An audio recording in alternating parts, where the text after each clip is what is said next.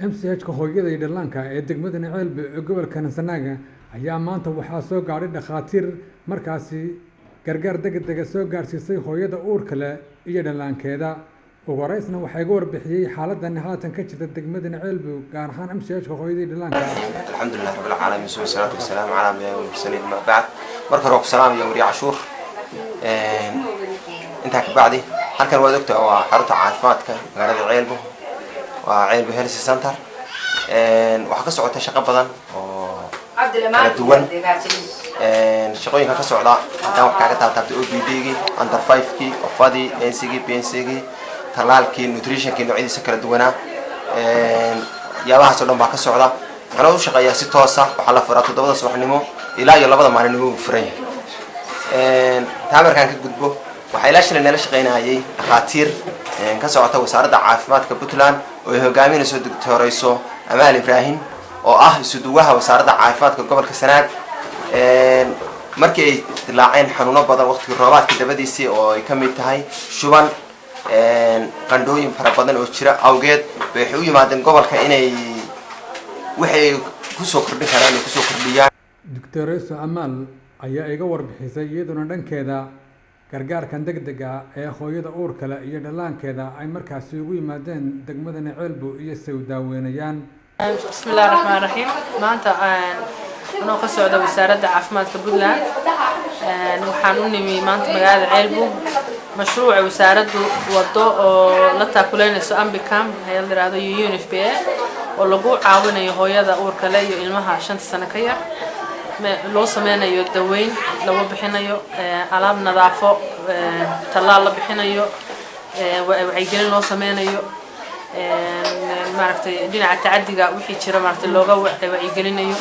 marka maanta shalay baan nimi hawsha shalay baan bilaabnay dadkii si fiican baan ugu shaqeynay wixii uurka lahaa dadkii daawooyinka baa la siinayay dadkii oo xanuuno badan baa jira shuban iyo marka caruurtu u badan yihiin iyo qandho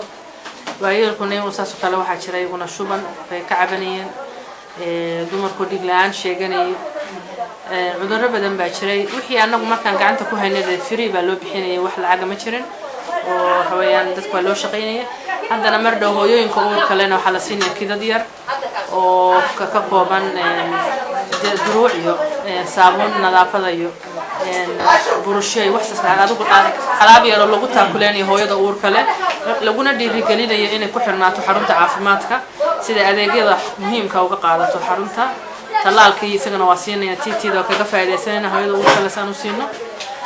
waan wacyigelin baan siinaynaa naasnuujinta nafaqada caruurta